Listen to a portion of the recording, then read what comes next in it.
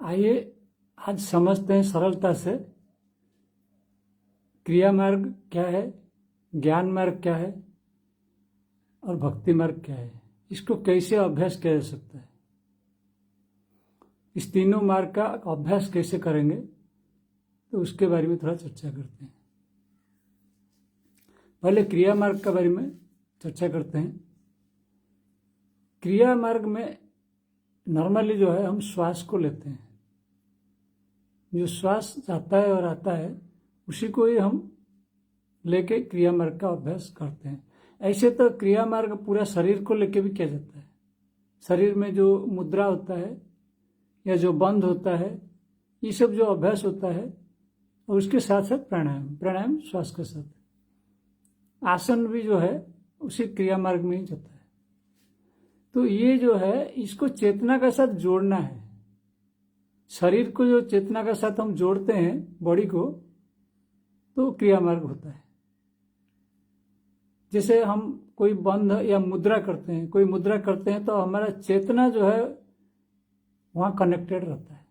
जब मुद्रा का अभ्यास करते हैं हमको ये ध्यान रखना है कि उसमें जो है हमारा चेतना जो है कनेक्टेड रहता है। कोई भी मुद्रा करते हैं, कोई भी बंध करते हैं, कोई भी आसन करते हैं, चेतना को उसके साथ जो है कनेक्ट करते हैं।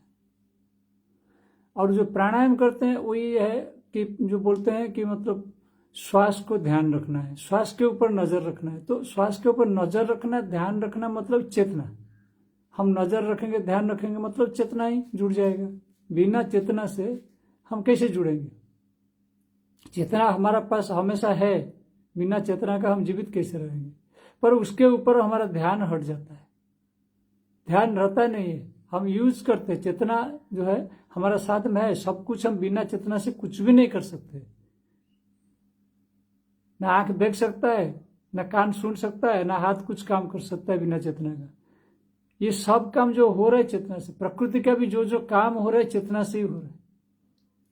चाहे हवा का चलना, बारिश का होना, जो भी होना, जो बादल गरजता है, या जो पहाड़ जो है, पहाड़ के ऊपर जो वृक्ष है या वन है, ये सब कुछ चेतना के वजह से सब कुछ हो रहा है। तो इस चीज को हम देख सकते हैं। लेकिन यहाँ जो क्रिया योग है, इसमें जो है कोई क्रिया के साथ उसको जोड़ते हैं हम। तो नॉर्मली जो है श्वास को जो है नजर रखते हैं, और श्वास जो है जाता है अंदर, जब लेते हैं श्वास जो है वो नाभि तक जाता है, फिर जो है अंदर में जो है वो उसका काम करता है, फिर उसके बाद रिटर्न जो है होता है, फिर बाहर निकलता है। तो यूनिवर्स का साथ में हमको खुद को हम जोड़ते हैं। यूनिवर्सल जो चेतना है और हमारा जो चेतना अंदर, उसको जोड़ते हैं। वो एक ही चेतना है, लेकिन हमें पता नहीं है। हमें अपने आप को, अपना चेतना को भी अलग समझते हैं, शरीर को भी अलग समझते हैं, मन को भी अलग समझते हैं। तो इसको अलग नहीं समझना, इसको यूनाइट करके देखना है, यूनियन करके देखना है। योग मतलब यूनियन, इसको जोड़ के देखना है। यही अभ्यास करना है। ये है क्रिया योग, ये क्रिया का अभ्यास होता है। फिर इसके बाद आते हैं हम ज्ञान योग में। ज्ञान योग में क्या है, उसको बुद्धि योग बोला जाता है। बुद्धि का सहारा हम लेते हैं। जैसे बुद्धि को हम जो है चेतना के साथ जोड़ते हैं। कैसे जोड़ेंगे? जैसे मतलब एग्जाम्पल लेते हैं हम। जैसे हम आंख से देखते हैं या बात बोलते हैं, हम कोई बात बोलते हैं या देखते हैं, तो देखने का हम एग्जाम्पल लेते हैं। जब आप देखते हैं, आंख, पहले आंख देखता है, आगे मतलब सबसे लास्ट जो है इंद्रिय का जो एंड है, एक एंड पे जो है आंख रखा हुआ है। तो आंख खोलने से दिखाई देता है हमको। तो जो आंख देखता है वो कैसे देखता है? आंख का तो कैपेसिटी नहीं है देखने का, लेकिन आंख देखता है कैसे? आंख जो है कनेक्टेड है कहाँ? अंदर कनेक्टेड है। अंदर किसके साथ? ना ब्रेन के साथ कनेक्टेड है, मस्तिष्क जिसको बोलते हैं ब्रेन, तो उसके साथ कनेक्शन है। तो जो ब्रेन है, मस्तिष्क है, तो उसके सहारा से आंख जो है देखता है। फिर जो ब्रेन है वो कहाँ से, उसको कहाँ से ज्ञान आता है, चेतना आता है?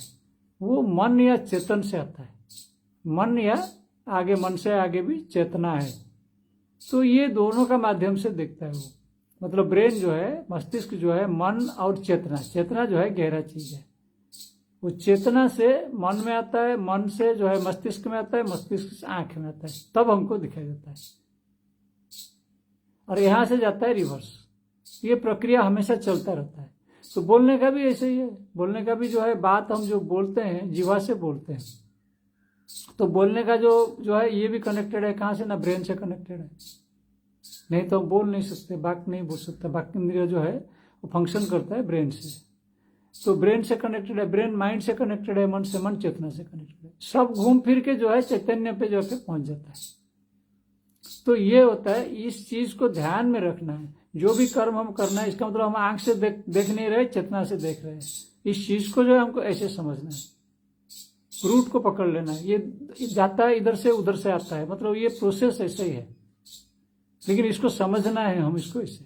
तो यही होता है बुद्धि योग, इसी को ज्ञान योग बोलते हैं। जो ज्ञानी होते हैं वो सब चीज को एक्सेप्ट करते हैं। प्रकृति क्रियमाणानि पुणे कर्माणि सर्वेषां अहंकार विमूढ़ात्मा कर्ता हम इति मन्यते। जो कुछ काम होता है कर्ता हम नहीं होते, चेतना जो है कर्ता होता है, उसको प्रकृति बोला गया है। चेतना या प्रकृति जो है वो सारे कर्म कर रहे हैं, लेकिन हम सोच रहे हैं कि हम कर रहे हैं, क्योंकि हमको इंद्रिय और मन ये अपना अलग से कुछ लगता है, पर अलग नहीं है। वो उसी का ही जो है माध्यम है। जैसे हम कोई चीज उठाते हैं तो हाथ हमारा माध्यम है, हाथ से उठाते हैं उस चीज को। तो हम हाथ नहीं है, पर हाथ हमारा एक अस्त्र है, अंग है। उसको हम व्यवहार करते हैं उस चीज को उठाने के लिए, कुछ काम करने के लिए। तो ऐसे ही है, चेतना जो है हमारा शरीर को उपयोग कर रहे हैं, मन को उपयोग कर रहे हैं, उपयोग करके इंद्रिय को और मन को कार्य कर रहे हैं। तो ये जो है हो गया बुद्धि योग या ज्ञान योग। उसके बाद आता है भक्ति योग। भक्ति योग में क्या है, हम भाव के साथ में चेतना को जोड़ते हैं। तो यहाँ पे जो है भक्ति योग में ना क्रिया ना बुद्धि कोई काम नहीं करेगा। शुरुआत में जो है बुद्धि और क्रिया दोनों इसके साथ जुड़े रहते हैं भक्ति योग में। जब शुरुआत में भक्ति का प्रैक्टिस किया जाता है, हम सब लोग जानते हैं कि जब मंदिर वगैरह में जाते हैं, पूजा पाठ करते हैं, तो वहां पे क्या रहता है, वहां पे बुद्धि का भी इस्तेमाल होता है। हम कुछ बोलते हैं, कुछ स्तुति करते हैं, कुछ देखते हैं, मूर्तियां वगैरह को देखते हैं नेत्रों से, फिर ध्यान करते हैं मन से। तो ये सब चीजें यूज होता है, क्रिया और ज्ञान भी इसके साथ जुड़ा रहता है। लेकिन इससे थोड़ा ऊपर चले जाने से जो है ये सब छूट जाता है। फिर भक्ति योग में ना क्रिया रहता है ना बुद्धि रहता है, वो दोनों जो है इनिशियल में काम करता है, नीचे काम करता है। ऊपर जाने से क्या होता है, केवल इमोशन भाव से जुड़ जाते हैं, बस कुछ नहीं है, कुछ नहीं है। हम भगवान के साथ जुड़ जाते हैं, हम कुछ भी नहीं है, हम स्वीकार करते हैं हम कुछ भी नहीं है, भगवान सब कुछ है, यानी चेतना सब कुछ है, हम कुछ नहीं है, यह हम स्वीकार करते हैं भक्ति में। इसलिए भक्ति को इतना ऊपर का दर्जा दिया गया है, क्योंकि उसमें तो हमको बुद्धि क्रिया कुछ व्यवहार नहीं करना है। तो कोई भी आदमी इसको व्यवहार कर सकता है, क्योंकि उसको ज्यादा बुद्धि खटाने का आवश्यकता नहीं है, कोई बड़ा शास्त्र पढ़ने का कुछ करने का आवश्यकता नहीं, बहुत क्रिया अभ्यास करने की आवश्यकता नहीं। सरल है, पर ये थोड़ा सा मतलब डिफिकल्ट ये है, क्योंकि हमारा बुद्धि और क्रिया हमारा साथ छोड़ता नहीं है, हमको पकड़ के रखा है, हमारा संस्कार से जोड़ के रखा है। तो इसलिए इससे हटके आगे निकलना, भाव में निकलना आसान नहीं है। भाव में कोई निकलता भी है तो पूरी तरह से उतर नहीं पाता है, समर्पित नहीं हो पाता है, कुछ मांग बैठता है, कुछ सिद्धि का चक्कर में पड़ता है, बहुत सारा चीज जो है समस्या आ जाता है। शरीर का ऊपर कुछ आ जाता है, परिवार का ऊपर आ जाता है, देश का ऊपर आ जाता है, ऐसे करके जो है कनेक्टेड रहते हैं। पूरी तरह भक्ति में उतरना जो है मतलब पूरी तरह अपने को डिजॉल्व कर देना। जैसे रामकृष्ण परमहंस बोलते थे कि नमक का पुतला जो है वो समुद्र कैसे नापेगा, समुद्र में डालते ही वो मिल जाएगा, घुल मिल जाएगा, समुद्र हो जाएगा, वो कुछ रहेगा ही नहीं। तो ऐसे ही है भाव, ऐसा चीज है वो घुल मिल जाता है चेतना में, चेतना का साथ वो मिल जाता है, इस तरह मिल जाता है, पता ही नहीं लगता है ना, हम अपने आप को खोज के जान नहीं पाते हैं, भाव है कि चेतना है पता ही नहीं लगता है, भाव में इतना डूब जाता है। तो उसमें समर्पित होने के लिए शुरुआत में थोड़ा क्रिया, थोड़ा बुद्धि का भी सहारा हम लेते हैं, पर ये हो गया भक्ति योग। ये तीनों जो है इतना सरल है, ये मार्ग इतना सरल है, अभी जो हम समझे ये मार्ग इतना सरल है, लेकिन इसको इतना सारा जटिल बना के रखा हुआ है दुनिया में। बड़े बड़े आप जाइए आश्रम में, कितना अभ्यास करना पड़ता है, पूरा तोड़ना पड़ता है शरीर को क्रिया योग में। कोई हठ योग प्रैक्टिस कर रहे, कोई कुछ कर रहे, कितना तोड़ना पड़ रहा है। और बुद्धि योग में, ज्ञान योग में कितना उपनिषद, कितना शास्त्र मंथन करना पड़ता है, कितना सुनना पड़ता है, लेकिन है इतना ही चीज, चेतना का साथ जुड़ना है, बस इतना ही चीज, कुछ नहीं इसके आगे। भक्ति में भी आप जाओगे भी कहीं भी, भक्ति योग भी सीखने के लिए वो भी आप हमको सीखना पड़ रहा है, जबकि उसमें सीखना कुछ है ही नहीं है। भक्ति भी हमको सीखना पड़ रहा है मंदिर में जाके, कैसे बैठना है, कैसे नमस्कार करना है, कैसे प्रणाम करना है, कैसे साष्टांग प्रणाम करना है, कैसे समर्पण करना है, पूजा पाठ करना है, ये सब हमको सीखना पड़ रहा है। लेकिन भक्ति में सीखने का कुछ है ही नहीं। असल में भक्ति में कुछ नहीं सीखने का। आप कैसे बैठोगे, कैसे प्रणाम करोगे, कैसे प्रार्थना करोगे, उसका कोई मतलब मेथड नहीं है भक्ति में। सारे मेथड से ऊपर है वो।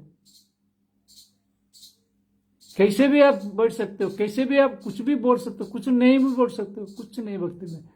केवल आप घुल मिल जाओ, बस आप कुछ नहीं हो।